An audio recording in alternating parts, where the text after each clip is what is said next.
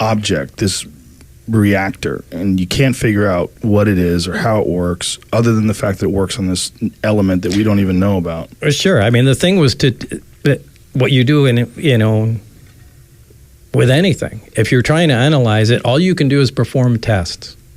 And all we did is try and come up with every kind of test we possibly could. I mean, we tested, it violated a lot of what we thought was impossible to violate. I mean, one of the first laws of thermodynamics, I mean, essentially any machine, any device that operates always makes extra heat. Nothing works at 100% efficient. Even the headphones you're wearing, anything. All right, everybody good? Yeah. Let's move on. Now, you said there's 9 of them, and you got a brief glimpse at the other ones. How were they different? Oh, they looked completely different. One looked like I called it Jell-O mold, and it looked like a classic Jell-O mold with the rippled sides to it. One was a very flat disc, like like a straw hat or something like that. That was sitting up on its edge, and the thin part of it looked like a projectile had been fired through the edge of it. So I don't know if they were attempting to see if the metal could be penetrated, or if that's where the thing came from. Maybe it was shot down. But that was the only one where I saw there was, actual physical damage to it. And that one was roughly the same size? They were kind of too far away to tell. All right, Greg, you want to go first? Yeah, so I'll just hit a couple of these. Here's him telling a story that he's doing rote. Remember, I told you, and you're going to see in later video, I'm going to see him making up details when he first starts his story, and he's up visual cues in the left side of his head and all that. Here it's all rote. It's all to his right in the center, right in what I typically refer to as the sound processing portion of your face, between your brow ridge and your cheekbone, somewhere in there. And he's accessing, he'll rote, he'll come back, he may make eye contact. He knows this story inside out. He's been telling this for 30 years. He's the Susan Lucci of the UFO world. I mean, he's been doing the same role for so long, he's got it down. And so he's giving these details. There's a couple interesting pieces here. When he's asked, is there any damage? Yes, there's one that has a 4 or 5 inch hole that's sitting up on its side. There's a little bit of a disconnect here between his facts for me. If I know how big the hole is, and I'm a physicist, I can pretty damn well tell you how big the craft is. If that makes sense to you. I don't care how far away I am from it. I can extrapolate, hey, it's this big and it's 1/50th of this. But he says it's 52 feet, and then he goes on to talk about how he knows what size these things are. But here he is dancing around the topics. He's ready for the questions they're going to answer, and he's just hitting rote. Bump, bump, bump. That's important because I want you to pay attention to, he's always, we talk about baseline, he's always recalling to his right. Always. You may ask him a probing question. He may go down to his left as he's having internal conversation.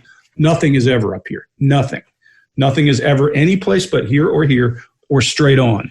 And it's really key here that you pay attention to this rote as we move forward. And I'll leave the rest to you guys because there's a ton in here. But for me, that's the most important piece we locked down right here. Okay, Mark, what do you got? Yeah, so as I was telling you guys earlier, I've been working with somebody who's been sending me a video of them talking about a virtual experience. And there's some huge similarities.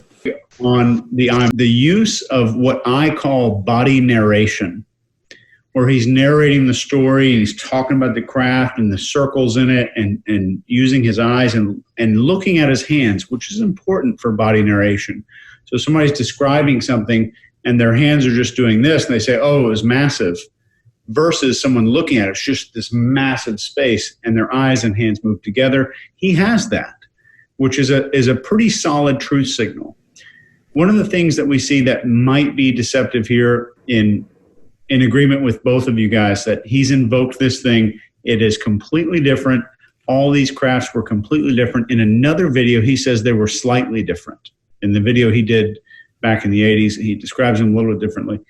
And that's kind of all we're seeing here. We're seeing eyes and body move together in unison, which is a good truth signal. But we're also seeing, if he was doing some kind of a visual recall of what these things look like, his eyes probably wouldn't move to the exact same direction that he remembers getting a phone call. Guys, just to give you an example.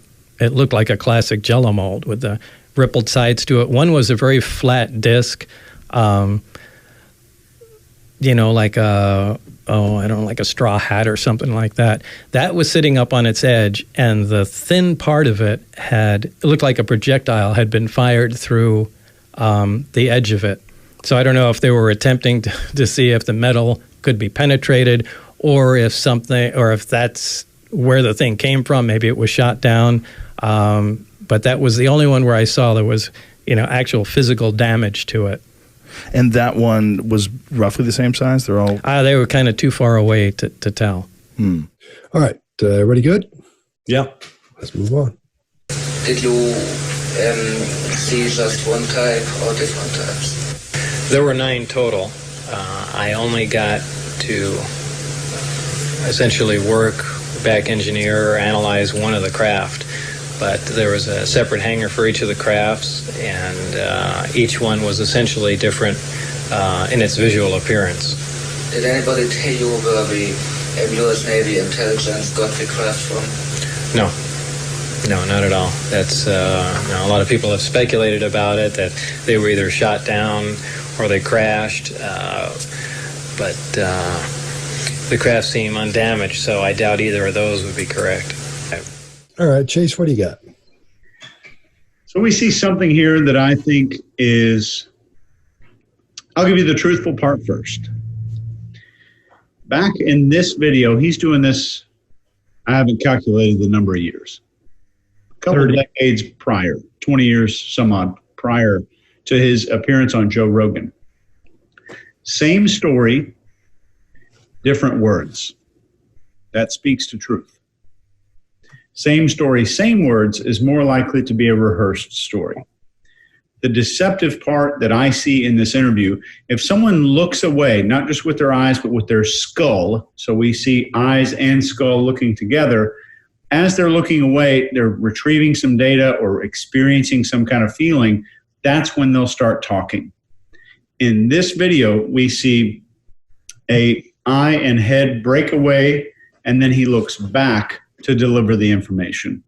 So I think this is the deliberate recall of something that he has memorized that is not truthful. So yeah, Mark. See just one type or different types? There were 9 total. I only got to essentially work, back engineer, or analyze one of the craft. But there was a separate hangar for each of the crafts, and each one was essentially different in its visual appearance. Did anybody tell you where the U.S. Navy intelligence got the craft from? No, not at all. That's a lot of people have speculated about it, that they were either shot down or they crashed, but the craft seem undamaged, so I doubt either of those would be correct. Is everybody good? Yep. Yeah. Let's move on.